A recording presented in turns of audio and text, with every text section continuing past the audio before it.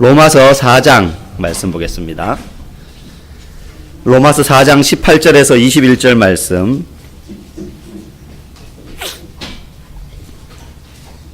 신약성경 244페이지입니다. 로마서 4장 18절에서 21절 말씀.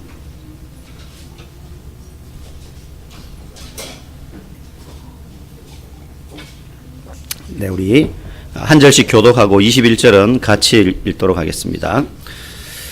아브라함이 바랄 수 없는 중에 바라고 믿었으니 이는 네 후손이 이 같으리라 하신 말씀대로 많은 민족의 조상이 되게 하려 하심이라.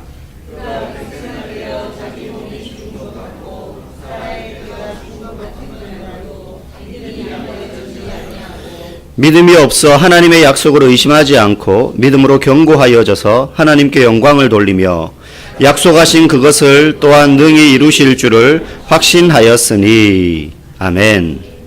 믿음의 퍼즐 조각이라는 제목으로 잠시 말씀을 전하겠습니다. 우리 속담에 믿는 도끼에 발등 찍힌다라는 그런 격언이 있습니다. 이 중에 아마 그렇게 찍혀보신 분들이 종종 계시리라고 생각합니다. 이 사람은 절대 나를 배신하지 않을 거라고 생각했는데 그렇게 믿어서 돈을 빌려주고 또 믿고 뭔가를 맡겼는데 나중에 뒤통수를 치는 거죠.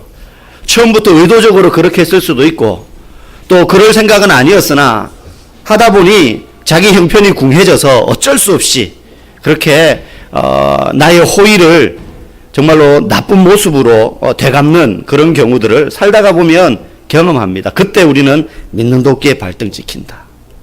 부부 사이에 그런 말을 쓸 수도 있습니다. 안타깝게도. 정말로 믿었던 친구와 형제 사이에도 그런 일이 생길 수가 있더라는 거예요. 그죠?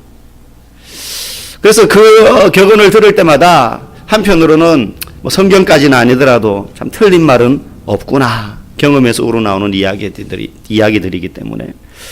그래서 누군가를 믿는다라는 것이 그렇게 쉽지는 않습니다. 쉽지는 않습니다. 특히 우리나라처럼 우리 민족처럼 수천 년 동안 외세의 침략을 많이 받고 강대국에 둘러싸여가지고 이리 찢기고 저리 찢기고 먹고 농사 짓고 살만한 땅은 몇 프로 안 되고 국토의 70%가 산이고 그런데 복작복작 모여서 살다 보니 참 각박하고 그래서 누군가를 믿는다는 게 여간해서는 정말로 어려운 일이 아닐 수가 없습니다. 그럼에도 불구하고 사람은 누구라도 누군가 아니면 어떤 것을 믿지 않고 살아갈 수는 없습니다. 나는 이 세상에 아무것도 안 믿어. 그런 사람은 한 명도 없습니다. 신적 존재를 믿거나 아니면 돈을 믿거나 아니면 자기 자신을 믿거나 하다못해 산에 있는 돌이나 나무도 믿습니다. 사람들 본성 안에 믿는 도끼에 발등을 찍히는 한이 있더라도 누군가 아니면 어떤 대상을 믿지 않고는 살지 못하더라는 거예요. 요즘은 사람보다 동물을 더 믿어요. 그래서 언제부터 반려동물이라는 말이 생겨났는지는 모르겠으나 요즘은 전부 다 반려동물이라 그럽니다. 개나 고양이. 집에서 반려 토끼를 키우는 분들도 있더라고요. 사람은 배신하는데 동물은 배신하지 않는다. 애정을 주는 만큼 내게 충성하고 늘 나를 좋아해 준다 이거죠. 사람보다 낫다. 뭐 이렇게 생각하는 분들도 요즘 많이들 계신 것 같습니다. 그런데 뭐 동물을 믿든 아니면 뭐 산에 있는 돌이나 나무를 믿든 사람이 대상으로 하는 어떤 상대에 대해서 믿을 때에 그 믿음의 가장 중요한 요소가 무엇이냐 하면 믿는 그 대상이 변함이 없어야 한다는 거예요. 만약에 내가 믿는 그 믿음의 대상이 오늘 다르고 내일 다르게 변하는 상대라면 어떻게 믿을 수가 있겠습니까? 믿을 때에는 저 사람은 변함없을 거야 라는 그 믿음 때문에 믿는 거거든요. 그런데 살다 보면 그렇지 않을 경우들이 많이 있는 것이 우리의 현실입니다. 그러면 믿음과 뗄래야 뗄 수 없는 그리스도인, 교회 다니는 사람들은 늘 믿습니다. 아멘. 말씀하신 그대로 될 줄 믿습니다라는 뜻으로 아멘이라고 이야기하는데 그러면 도대체 그리스도인들은 무엇을 믿느냐 하는 거예요. 열심히 기도하는 그 기도가 이루어질 것을 믿고 기도하는데 막 기도하면서 이거 안 될 것 같아 이러면서 기도하지는 않잖아요. 열심히 그 기도가 이루어질 것을 믿고 기도하는데 도대체 무엇을 근거로 그 기도가 이루어질 것이라고 믿느냐 하는 거예요. 그냥 그런 믿음이나 느낌을 놓고 그냥 입으로만 계속 믿습니다 주문처럼 외우면 그 믿음대로 되는 거냐? 아니면 마음속에 뭔가를 믿는데, 이 기도의 내용을 믿는데 도대체 무엇을 근거로 해서 이게 이루어질 줄 믿고 기도하느냐는 거죠. 기도뿐만이 아니라 신앙생활의 전부를. 정답부터 이야기하면 우리는 하나님을 믿습니다. 그리스도인은 당연히 하나님을 믿는 거죠. 그러면 도대체 구체적으로 보이지도 않고 잡히지도 않고 눈으로 확인되어지지도 않은 초자연적인 존재인 그 하나님의 무엇을 믿느냐 하는 겁니다. 내가 만나봤더니 저 하나님 정말 믿을 만한 분이야. 말하는 게 말투에 힘이 있고 정말 가식이 없어 보여. 사람 같으면 그렇게 느낄 수 있어요. 대화해 보면. 근데 하나님은 그렇지 않잖아요. 그럼 도대체 우리는 하나님의 무엇을 믿는 사람들이냐는 거예요. 도대체 뭘 믿고 그렇게 기도하냐는 거죠. 성경은 이야기합니다. 우리가 하나님을 믿을 때에는 하나님의 성품을 믿는 것이다. 하나님의 성품. 우리가 사람을 믿을 때에도 그저 그 사람이 하는 좋은 말, 아름다운 말투를 듣고 저 사람 믿을 만해 이렇게만 말하는 게 아니잖아요. 그렇게 따지면요, 그렇게 해서 사람을 믿는 사람들은 사기당하기 딱 쉽습니다. 왜냐하면 사기꾼들이야말로 정말로 믿을 만하게 이야기하기 때문이에요. 그 부분만 연습을 하고 훈련받은 사람들이기 때문에 말만 들으면 사기꾼들만큼 믿을 만한 사람을 찾아보기가 힘듭니다. 그래서 말만 듣고 믿는다면 사기당하기 십상이에요. 그래서 어떤 사람을 믿는다 할 때 우리는 그 사람의 말뿐만 아니라 그 사람의 삶과 성품과 인격 전체를 보고 신뢰를 조금씩 가지기 시작하는 거잖아요. 우리가 하나님을 믿는다 할 때도 마찬가지입니다. 하나님의 무엇을 믿느냐? 하나님의 성품을 믿는다는 거예요. 그러면 하나님의 성품이 어떻기에? 야고보서 1장 17절에 보면 이런 말씀이 나옵니다. 온갖 좋은 은사와 온전한 선물이 다 위로부터 빛들의 아버지, 하나님을 말하는 거죠. 하나님을 수식하는 겁니다. 아버지께로부터 내려오나니 그는, 하나님은 변함도 없으시고 회전하는 그림자도 없다라는 말은 사람처럼 형체가 있지 않다 이 말이죠. 중요한 건 이 문장에서 딱 하나, 그는 변함도 없다. 그럼 하나님의 성품 중에 뭘 믿느냐? 변함이 없으신 하나님. 사람은 말한 것과 똑같지 않을 수 있습니다. 변합니다. 그죠? 그래서 믿는 도끼에 발등 찍히는 거예요. 처음에는 저 사람이 안 저랬는데, 정말로 저 사람은 신실하고 착하고 진실했는데, 세월이 지나다가 보니 마르고 딸고 따라서 저렇게 변했다. 이렇게 말해요. 옛날에는 저 사람 안 저랬다는 거예요. 근데 하나님은 그런 게 없으시다는 거죠. 아무리 시간이 많이 흘러도, 아무리 환경이 많이 변해도 하나님은 처음에 우리에게 품으신 뜻과 계획이 그대로 변함이 없이 유지된다는 겁니다. 그게 하나님의 성품이고, 그리스도인이 하나님을 믿는다 할 때는 바로 그렇게 우리를 향하여 변함이 없으신 하나님의 성품을 믿기 때문에 기도하는 거예요. 내가 지금 이렇게 열심히 기도하는데 하나님께서는 변함없으시기 때문에 사람 같으면 기분 좋을 때는, 아버지라도 자식한테 기분 좋을 때는 야 치킨 시켜, 먹고 싶은 거 뭐야, 야 우리 놀러 가, 막 이렇게 해요. 용돈 쫙 줘요. 근데 기분 나쁠 때는 가까이 오지 마, 근처 오는 것도 싫은 거예요. 옆에서 자식이 아빠 기분 좋으라고 하고 애교 떠는데 그게 막 밉상처럼 보이는 거죠. 사람은 오늘 다르고 내일 다르다는 거예요. 변함없을 수가 없어요. 그런데 하나님은 그렇지 않으시다는 거예요. 그때그때 기분에 의해서 좌지우지 되는 분이 아니라는 겁니다. 기분 나쁘니까 확 죽여버리고, 기분 좋으니까 다 용서해주고 이런 분이 아니라는 거예요. 우리가 믿음을 가지고 하나님께 기도한다는 건 바로 그 변함없는 하나님, 그 성품을 믿고 기도하는 겁니다. 우리는 믿음에 대해서 잘못된 오해를 가지고 기도하고 신앙생활을 할 때가 있습니다. 우리는 보통 믿음으로 기도할 때에 그 하나님 앞에, 보통 우리는 기도할 때 우리가 원하고 그리고 상상하는 문제의 결과를 떠올리면서 기도합니다. 내게 이런 문제가 생겼어요. 물질 문제가 생겼고 질병의 문제가 생겼어요. 그러면 기도할 때 결과가 어떻게 이루어질지를 상상하며 우리는 기도하잖아요. 그죠? 그리고 이렇게 이루어졌으면 좋겠어요라고 우리가 간절히 기도한단 말이에요. 그래서 믿음으로 기도한다고 할 때 우리는 우리가 원하고 상상하는 어떤 결과대로 이루어질 때 그런 일이 결과적으로 나타났을 때 믿음대로 이루어졌다라고 말을 합니다. 그죠?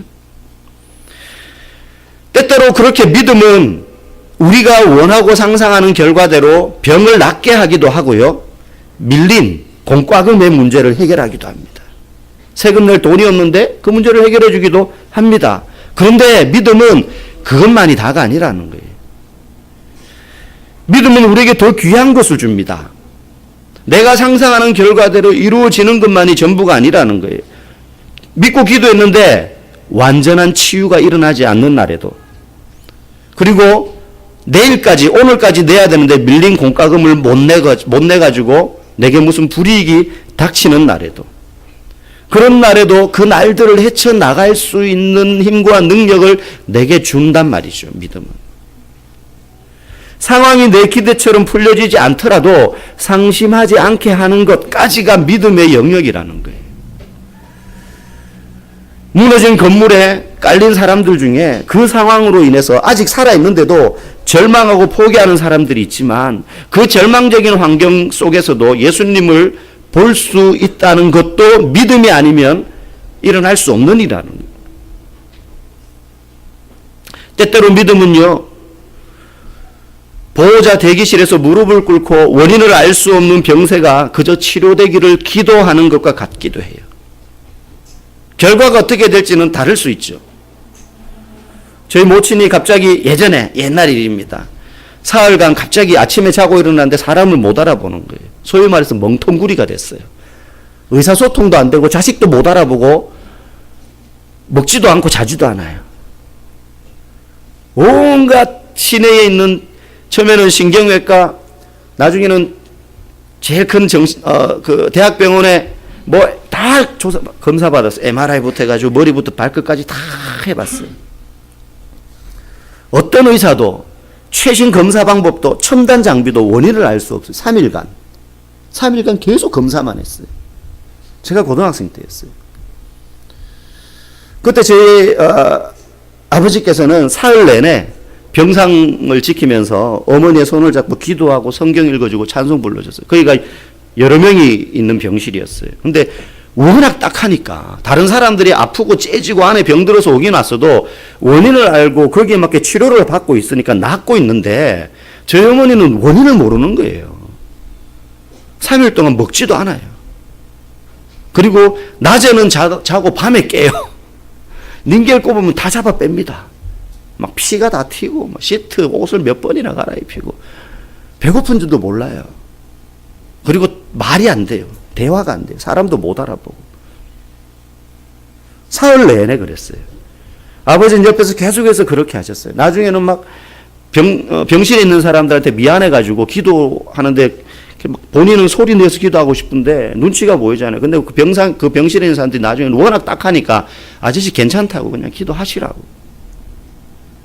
그래도 미안하니까 붙잡고 그 대학병원 내에 있는 교회에 끌고 가서 앉혀놓고는 새벽에 기도하라 그러고, 근데 뭐 기도할 줄 압니까? 멍텅구리가 됐는데. 찬송 불러주고 뭐 하는데도 뭐 아무런 차도가 없어요. 그런데 놀랍게도 나흘째 되는 날 아침에 제가 이제 학교를 갔다 왔는데 집으로 전화가 온 거예요. 빨리 병원으로 와라. 그 기간 동안에 저희 삼촌들하고 다 가족들은요, 형수 이제 죽는다. 전부 그런 분위기. 병원에서도요, 원인을 몰라요. 그냥 의사들은 왜 자꾸 극단적인 상황을 이야기하는지 모르겠어요. 모르면 그냥 모른다고 하면 되는데, 뇌염일 가능성이 있는데, 근데 무슨 검사를 했는데 뇌염 증세가 있는 것, 그게 있는 것도 아니에요. 뇌염일 가능성은 있는데, 뇌염이면은 90%는 그냥 이렇게 돌아가신다고 봐야 됩니다. 왜냐하면 치료를 못하는, 그 뇌염일 가능성만 있는 거지, 뇌염이라고 확신해서 치료도 못하는 거예요, 지금. 아무것도 못해요. 그러다가 나흘째 되는 날 연락받고 병원에 갔는데 어머니가 앉아서 음식을 드시고 계신 거예요. 처음으로. 나흘 만에. 그 사람이 알잖아요. 느낌이. 딱 봤는데 제정신인 것 같아요. 그전에는 어머니 제가 누구예요? 그러면 말을 못해요. 내 이름을 이야기해도 뭘 말할 줄을 몰라요. 근데 나흘째 되는 날 딱 갔는데 제가 물었죠. 어머니 제가 누구예요? 얼굴을 턱 제 얼굴을 턱 만지면서 병대 아이가 이러는 거예요. 제정신이 돌아온 거예요. 제정신이 돌아온 거예요. 병실에서 난리가 났어요. 병실에서 다 그러는 거예요. 환자들이. 그 사람들은 사흘 내내 지켜봤잖아요. 옆에서. 아저씨 기도해서 나왔다고. 그거밖에 없어요. 의사들이 해준 거는 진정제 넣고 안 먹으니까 영양제 놓는 것밖에 없었어요. 그리고 계속 끌고 다니면서 여기 검사받고 저기 검사받고. 의사들이 말합니다. 우리도 이유를 모르겠습니다. 이상하네요. 이상하네요. 또 검사를 더 받아봐야 될 것 같은데요. 이상할 수밖에요. 그들의 지식으로 어떻게 하나님의 능력을 측량할 수 있겠느냐 하는 거죠. 때때로는 이것이 믿음의 모습입니다. 우리가 생각하는. 그죠? 그러나 때로는 믿음은요, 남편의 관이 땅에 묻히는 광경을 묵묵히 지켜보는 아내의 입장에 놓이기도 합니다. 이것도 믿음입니다. 저는 이 두 가지 경우를 다 보았습니다. 하나님은 두 곳에 모두 계셨습니다. 고등학교 때 제가 큐티를 시작하면서 아침에 학교 가기 전에 잠깐 큐티를 하고 뭐 도시락 2개 싸가지만 점심 도시락 남자 학생들은 이미 한 2교시 되면 다 까먹어요. 아침을 먹고 분명히 학교를 가는데 아침에 학교를 가면 배가 고파요. 그래서 점심 도시락을 그때 먹기 시작하는 거죠. 점심시간이 길어요. 이미 도시락은 다 까먹었으니까. 그 친구들하고 점심시간에 저 운동장 구석에 있는 등나무 벤치에 앉아가지고 큐티 나눔을 시작했습니다. 가끔 친구들이 비웃습니다. 놀리기도 하고 조롱하기도 합니다. 성경이 믿을 수 없는 환타지 소설이라고, 정신 차리라고.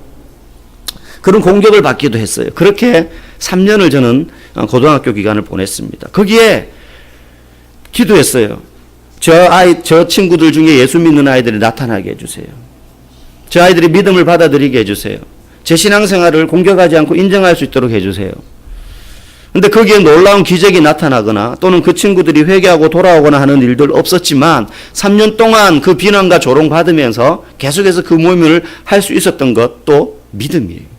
믿음이 없으면 못하는 거죠. 때때로 믿음은요, 사장실에 들어가서 양심상 고객에게 더 이상 부풀리거나 과장해서 이 상품을 팔지 못하겠습니다라고 당당히 말하는 것과 같습니다. 그래서 승진에 누락되는 겁니다.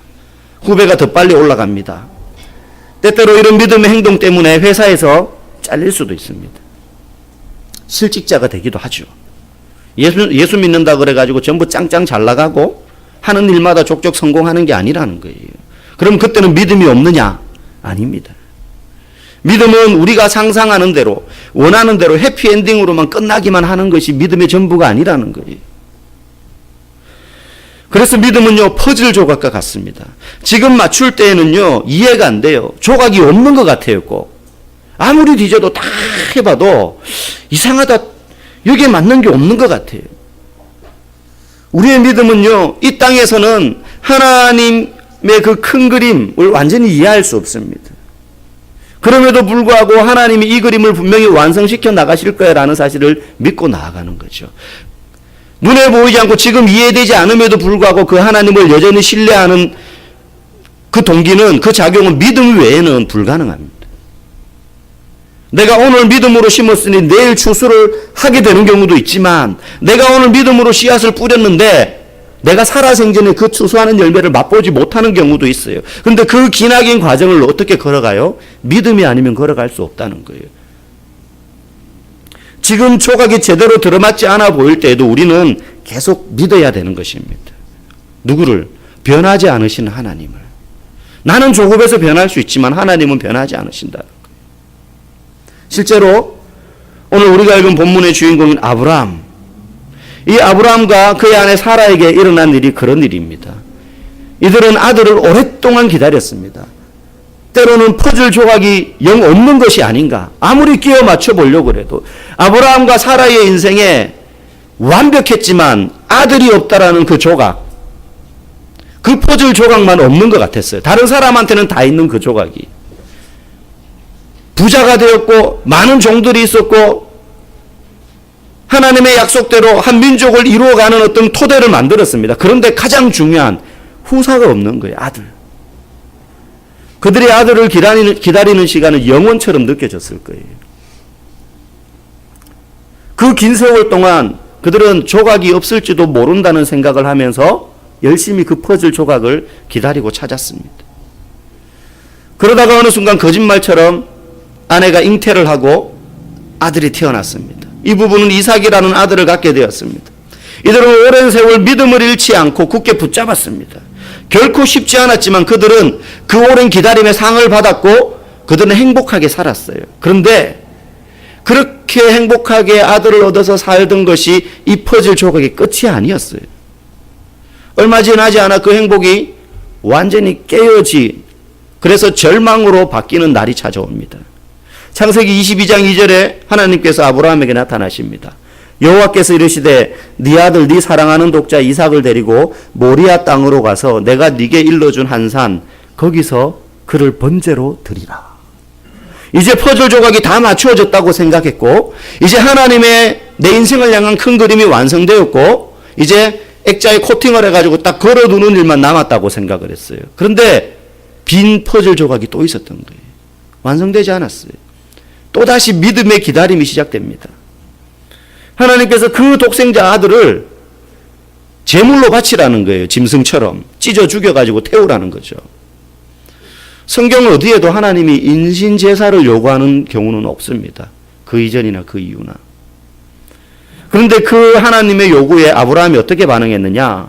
그 뒤에 3절에 보면 이렇게 시작합니다. 아브라함이 아침에 일찍이 일어나.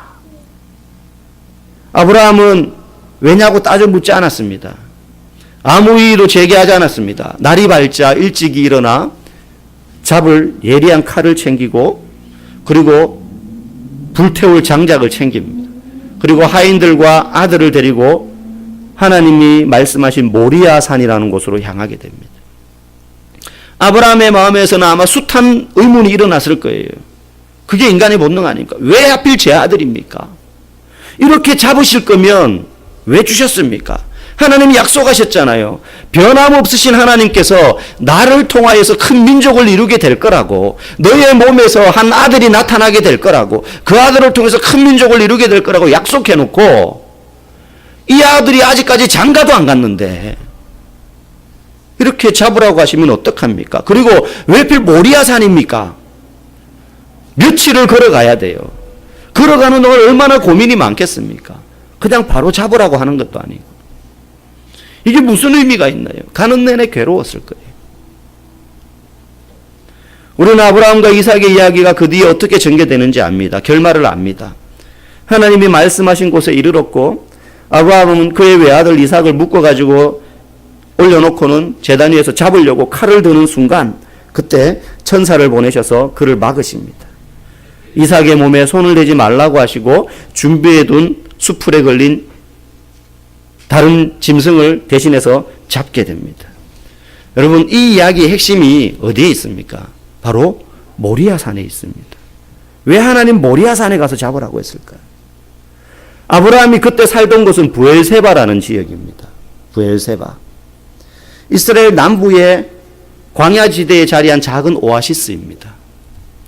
아브라함은 그 브엘세바에서 3일간 사흘 길을 걸어서 모리아산에 이릅니다. 그 당시에는 아무것도 없는 곳이에요. 거기는 사람 사는 곳이 아니었습니다. 그냥 모리아산과 그 산맥이 덩그러니 크고 작은 구름과 언덕들이 있던 곳이었어요.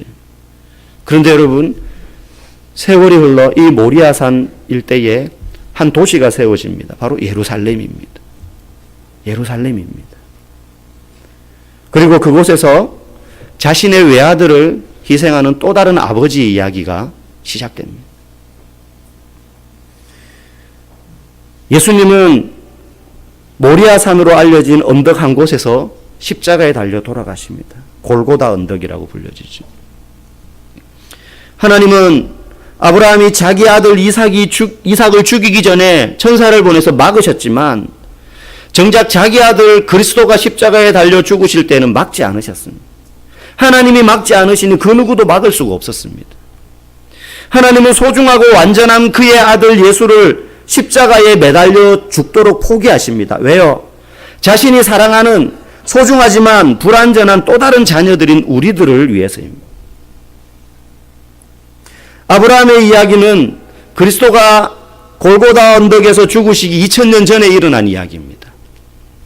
그리고 우리는 지금 그 그리스도께서 죽으신 지 2000년 후에 살고 있습니다. 약. 하나님의 그림은 지금도 진행 중입니다.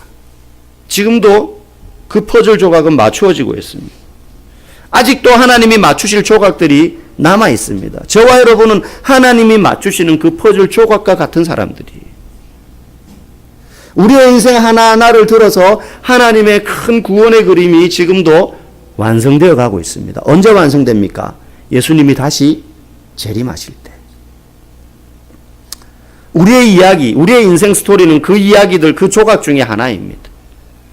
하나님은 자신의 퍼즐 조각을 아직 맞추어 가고 계십니다. 예수님 오실 때까지, 다시 오실 때까지. 그렇기 때문에 우리는 어떻게 해야 되느냐? 그때까지 계속 믿음으로 사는 거예요. 믿음으로 사는 거예요. 처음부터 머릿속에 이 퍼즐 그림을 그리고 계신 하나님께서 변함없이 이 그림을 맞추어 가실 것을 믿기 때문에. 살다가 고난이 찾아오면 우리는 생각합니다. 내 인생의 퍼즐 조각이 혹시나 모자라지는 않을까? 혼란스럽고 혹시 하나님께서 엉뚱한 퍼즐을 끼우고 있는 것이 아닌가 하는 의문이 들기도 합니다. 그래서 조급한 방식으로 내가 내 생각대로 일을 하다가 상황이 악화될 때도 있습니다. 하나님의 뜻대로 산다고 하지만 그렇게 못 살 때도 있기 때문이죠. 그런데 그렇더라도요, 단 하나 포기하지 않을 것은 나는 내 생각대로 실수하고 조급해서 내 방식대로 일하다가 인생에 어려움이 찾아올 수 있으나 그럼에도 불구하고 하나님의 일하심은 변함없으시다는 거예요.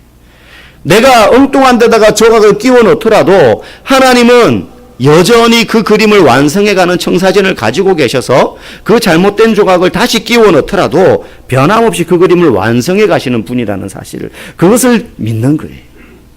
내가 실수하더라도, 내가 실패하더라도, 내 인생이 절망의 구렁텅이에 빠지더라도 그 하나님을 믿는 겁니다.